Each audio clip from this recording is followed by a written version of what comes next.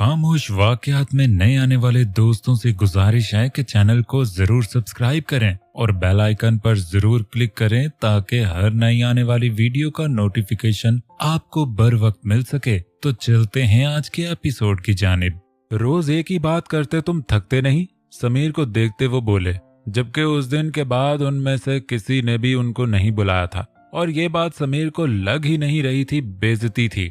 मुझे तोड़ना है इस घर को, बिखेर के रखना है इस घर को। मेरी इज्जत 2 कौड़ी की करके वो लोग खुशियां नहीं बना सकते।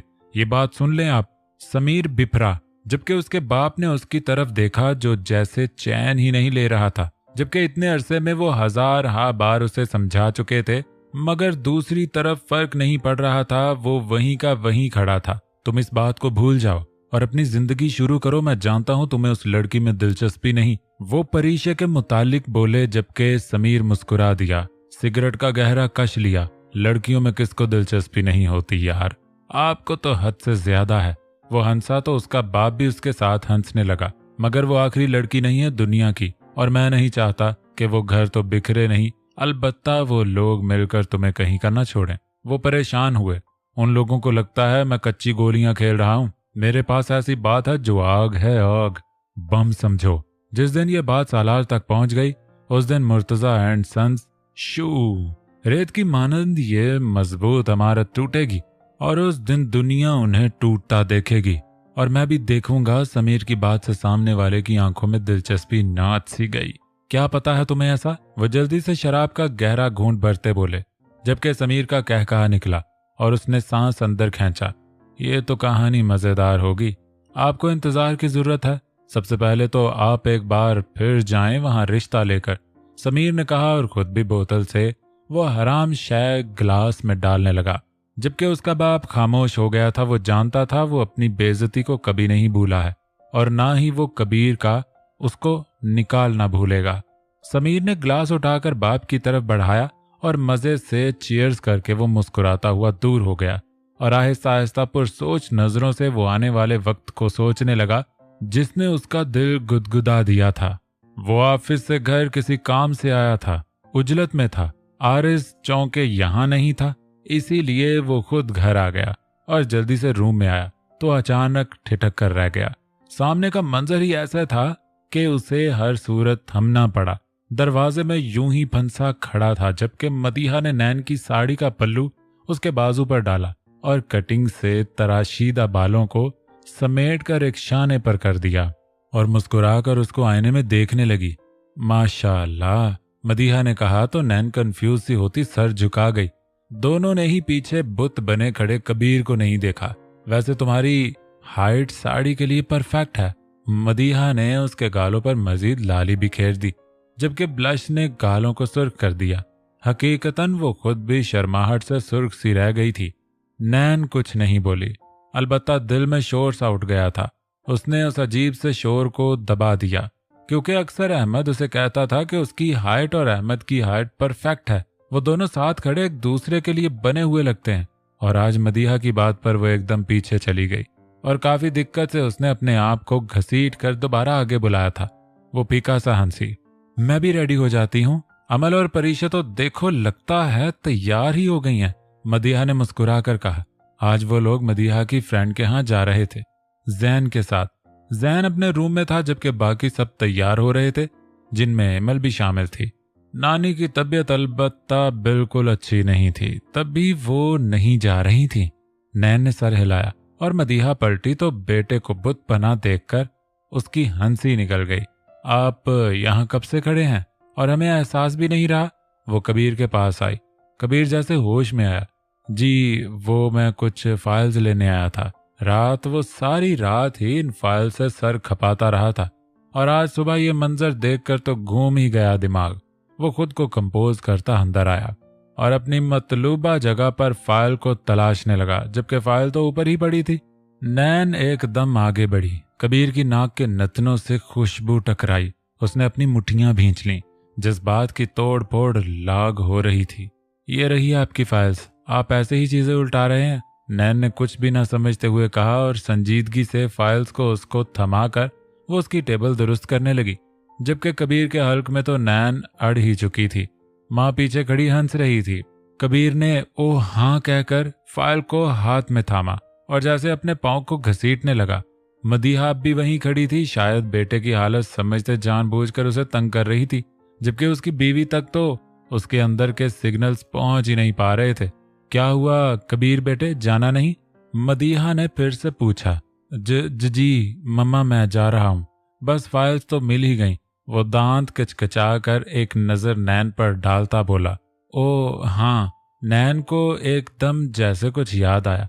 कबीर के जाते हुए कदम रुक गए, जैसे वो यही चाहता हो। ये भी भूल गए थे आप? सुबह जल्दबाजी में मैंने संभाल कर रख ली थी।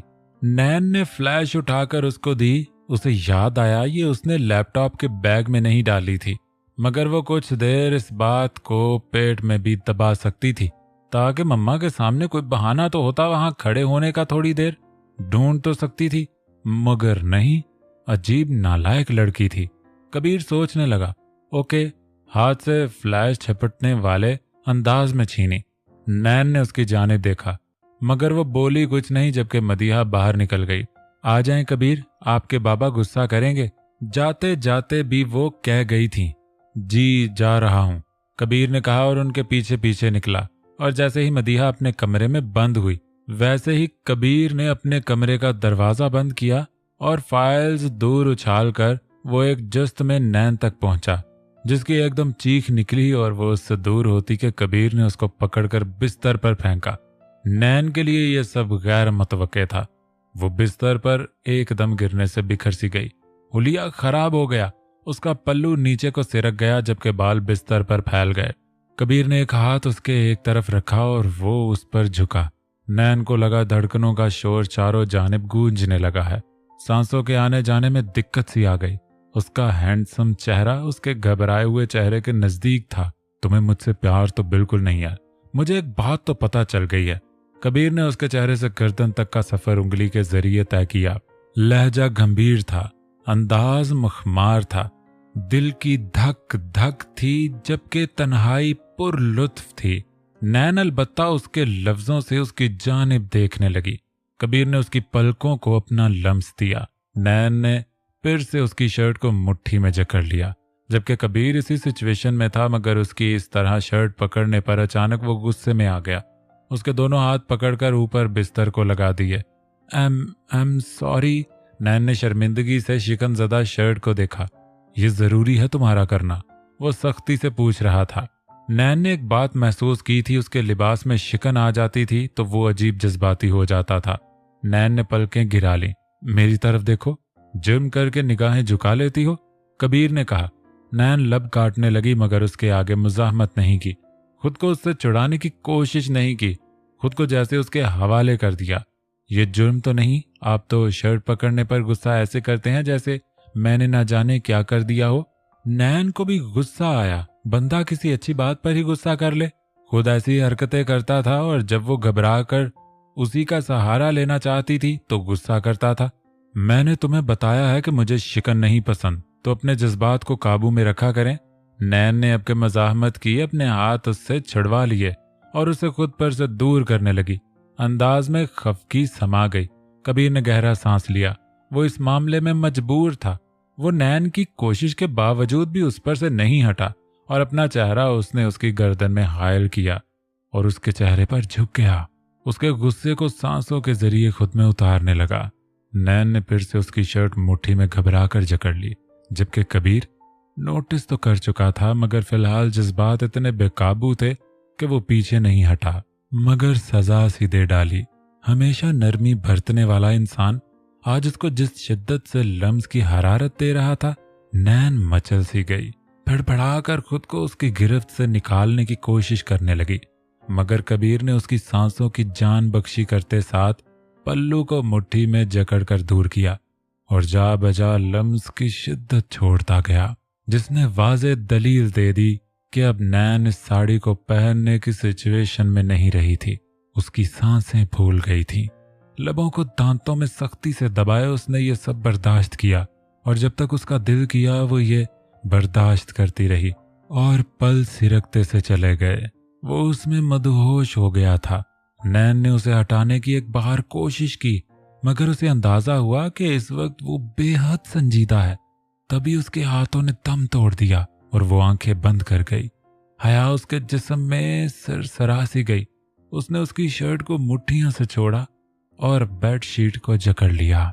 कबीर अपनी मर्जी से दूर हुआ। नैन की बिखरी हुई हालत देखने लगा। नैन उसके उठते ही आंखें खोल गई, जिसने ऊपरी 2 बटन इस दौरान खोल लिए थे।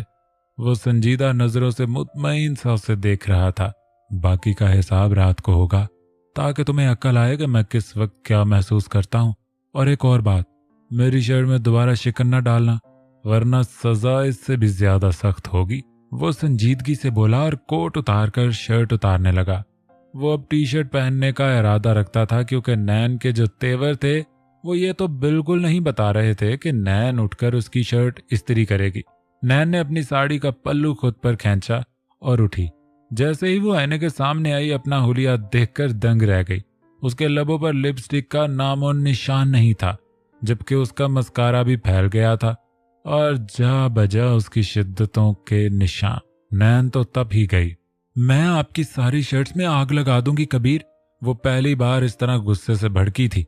कबीर टी शर्ट पहनकर बाहर आया। लबों की तराश में मुस्कुराहट छुपाता वो उस तक आने लगा कि नैन दूर हुई। चलो आग लगा देना, गुस्सा तो कम करो।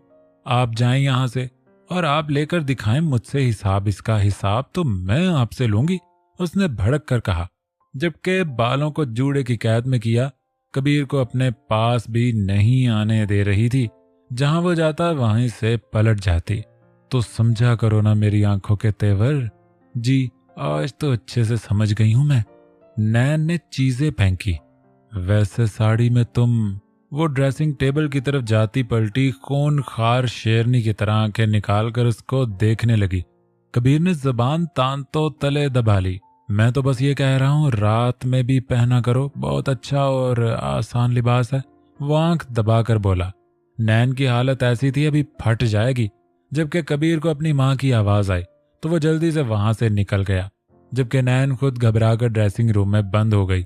वो उसकी तरफ देखकर उसके बारे में क्या सोचती, तभी वो ड्रेसिंग रूम में बंद हो गई। सालार इस वक्त अपने फ्लैट के सामने खड़ा था। लबों में सिगरेट दबी थी, जो कि वो घर के बाहर ही पीने का शौक पूरा करता था, मगर उसका पोर्शन इतना सेपरेट था कि वो पी सकता था आराम से। पिए भी खामोश खड़ा था। सालार ने सिगरेट को लबों से निकाला और धुआं बाहर निकालकर वो भी दरवाजा खोलता ही कि उसकी आवाज पर रुका। मुड़कर देखा। सर सिगरेट यही फेंक जाएं। पिए की बात पर उसने एक आईब्रो उचकाई। क्यों? वो दरवाजा छोड़ अब उसकी जानिब मुड़ गया। मेरा मतलब मैं पहले भी गलत समझ गई थी, वो संजीदगी से बोला। तेरी? सालार ने उसके पेट में मुक्का मारने की एकदम कोशिश की, मगर मजाल है दूसरे पर फर्क भी पड़ा हो। वो अपनी जगह से भी नहीं हिला, साकित मुंह लिए खड़ा रहा। ये जो तुम मुझसे डरते नहीं हो, मुझे बहुत बुरा लगता है, वो बोला और पेट मोड़कर उसने दूसरी सिगरेट लबों में दबा ली। गोया भरपूर चिढ़ाया था, मगर फिर भी जब उस पर असर नहीं पड़ा तो वो उसे भाड़ में फेंकता दरवाजा खोलकर अंदर आ गया। फ्लैट तो ऐसे चमक रहा था जैसे हर चीज नई हो, मगर वहां तो कोई भी नहीं था। वो बिना आवाज के किचन की तरफ आया। वहां भी कुछ नहीं था, मगर खाना प्लेट में सजा हुआ था, जिसको देखकर वो उस तरफ आया और मिरर वॉल से कमरे में झांकता वो प्लेट से चिकन उठाकर खाने लगा। ये तो मजेदार है, उसने सोचा और वो प्लेट भी हाथ में उठा ली।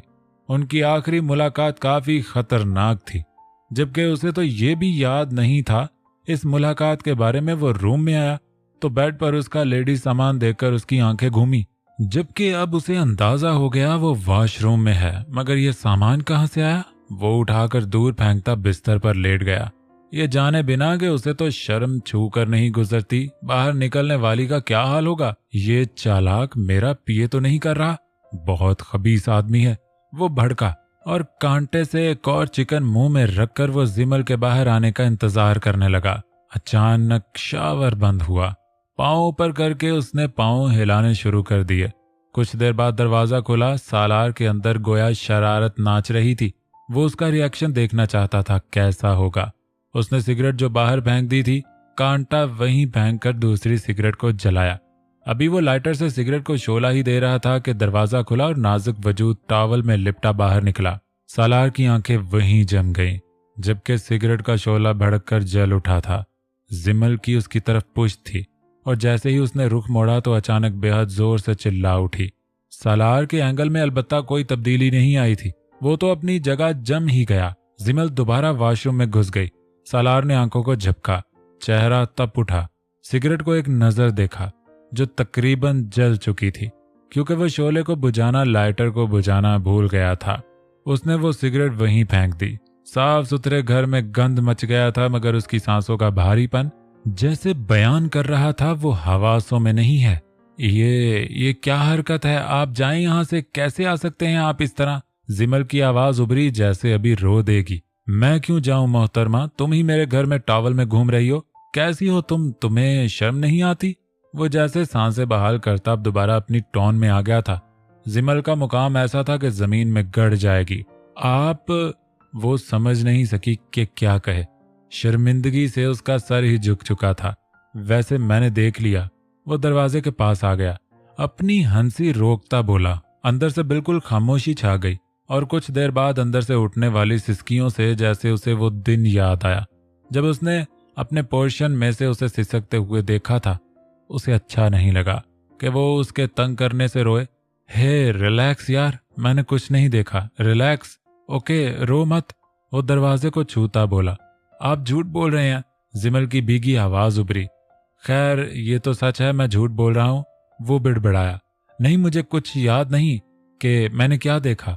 वो बोला तो जिमल उसकी बात समझती और रो दी। सालार उसकी आवाज पर बेचैन हुआ। मेरा मतलब गलती मेरी है, मुझे ऐसे नहीं करना चाहिए था। अब रोना बंद करो। वो हुक्म देने लगा। बाहर आओ, उसने कहा। नहीं आऊंगी, आप जाएं यहां से, जिमल आंसू साफ करती बोली। सालार ने उसके सामान को देखा जिसे वो फेंक चुका था और वहां से बाहर निकला। चूंकि मिरर वॉल की दीवारें थी, तभी वो घर से बाहर ही निकल गया। बाहर पीए साहब खड़े थे। उसने दरवाजा बंद किया। आपने फिर हर्ट किया? वो पूछने लगा। पहले तू मुझे ये बता, तू मेरा पीए है या उसका चमचा? सालार आंखें निकालता गर्राया। उनका भाई। पीए के अल्फाज पर सालार हैरानगी से उसको देखने लगा। क्या मतलब? तुम दोनों मेले में गुम हुए बहन भाई हो क्या? वो आंखें फाड़ कर बोला। पीए ने गहरी सांस भरी। आप नहीं समझेंगे। पीए ने नफी में गर्दन हिलाते रुख मोड़ लिया। साले साहब, समझाओगे तो समझ आएगी ना? वो दांत निकालता उसके शाने पर हाथ रखता बोला। पीए अभी कुछ बोलता कि सालार के सर पर आफान की काल आने लगी। मैं तो तुम पर फाते पड़ चुका था। फोन उठाकर वो बोला। मैंने भी पढ़ दी थी। आफान भी उल्टा जवाब दिया। तुझे फाते आती भी है? सालार ने गरज कर कहा। मुझे तो आती है, अल्हम्दुलिल्लाह, तेरा पता नहीं। ओ भाई, मुझे भी आती है, समझा? वो पागल मरा तो पूरे 3 बार पढ़ी थी मैंने, सालार बोला, जबकि आफान समेत उसके पीए ने भी नफी में सर हिलाया। अदील था नाम उसका, आफान बोला। हाँ वही, सालार ने कहा और फिर से सिगरेट जला ली। खैर, कैसे याद किया? वो दोनों अपनी बातों में मगन हो गए। जब जिमल को यकीन हो गया कि वो अब बाहर नहीं है, उसने दरवाजा खोला और कमरे में झांका। कमरा खाली था। वो बाहर निकली तो सामने अपने सामान को देखकर उसके अंदर हिम्मत नहीं हुई वहां तक पहुंच सके। कांपते कदमों से वो जल्दी से वहां तक पहुंची और जल्दी से कपड़े लेकर वॉशरूम में घुस गई। शायद आज के बाद वो इस शख्स का कभी सामना नहीं कर पाती, जो आज उसे अंदाजा हो गया था हदे दर्जे बदतमीज और बदतहजीब था। लड़कियों के कमरे में मुंह उठाकर तो नहीं आया जाता। वो खुद से बोली, ये उसी का घर है। अचानक दिल ने कहा। वो खामोश हो गई और अपने बाल सुलझाने लगी जो बहुत तेजी से बढ़ चुके थे। लंबे बाल उसे बहुत तंग करते थे। उसने पूरे घर में कैंची ढूंढी थी, बस कैंची ही नहीं मिली थी। बाल भारी और लंबे थे, उसे पसंद भी थे। जब अदील ने जंगलियों की तरह काटे थे तो उसे दुख हो उठा था। वो रोई भी थी। हमेशा से दूसरों को देखकर दिल में ख्वाहिश होती थी अच्छी सी कटिंग कराने की, मगर इस तरह नहीं जिस तरह अदील ने खींच कर काट दिए। अदील का सोचकर जिस्म में झुरझुरी सी लगी और उसने उसकी मगफिरत के लिए फौरन दुआ की। वो तो शायद खुद कुछ समझता भी नहीं था। उसने गहरा सांस भरा और वॉशरूम से बाहर आ गई।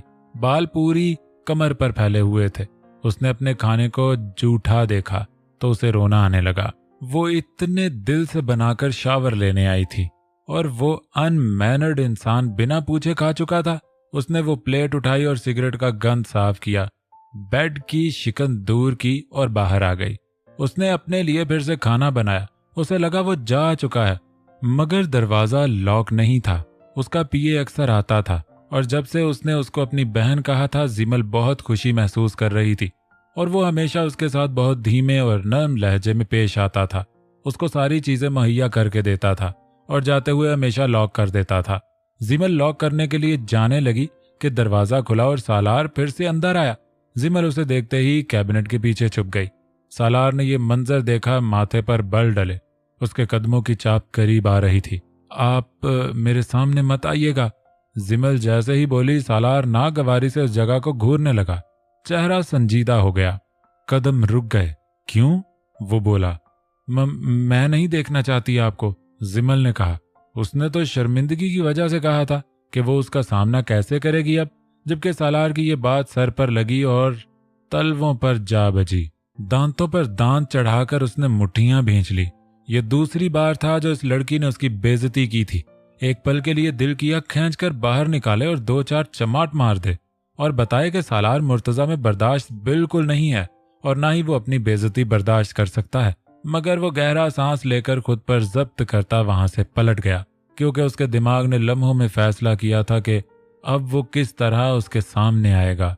5 मिनट में वो दोबारा बाहर निकला तो भड़का हुआ था। उसने आफान को दोबारा कॉल की। मैं निकाह कर रहा हूं, आना है तो आ जाओ, कहकर फोन बंद कर दिया। पीए एकदम खुश हुआ। सालार ने उसके मुंह पर पहली बार मुस्कुराहट देखी थी, जो पल में मफकूद हुई। जाओ, इंतजाम करो और जिस मर्जी को गवाह बनाना है उनको भी पकड़ लाओ, सालार ने कहा और खुद ग्लासेस लगाकर गाड़ी में बैठ गया। पीए ने दरवाजा लॉक किया और इंतजाम करने भागा। जिमल ने सुख का सांस लिया। लगता नहीं था इतना सीधा उसके एक बार कहने पर चला ही गया, मगर वो मुतमईन हुई। और दूसरी तरफ आफान तूफान की तरह सालार के बताए गए एड्रेस तक पहुंचा था। सालार ने जैन को भी कॉल कर दी, जो खुद गोली की रफ्तार से उसके एड्रेस तक पहुंचा था। ये दो ही उसके हर जुर्म के साथी थे, तभी उसने इन दोनों को शामिल करना जरूरी समझा।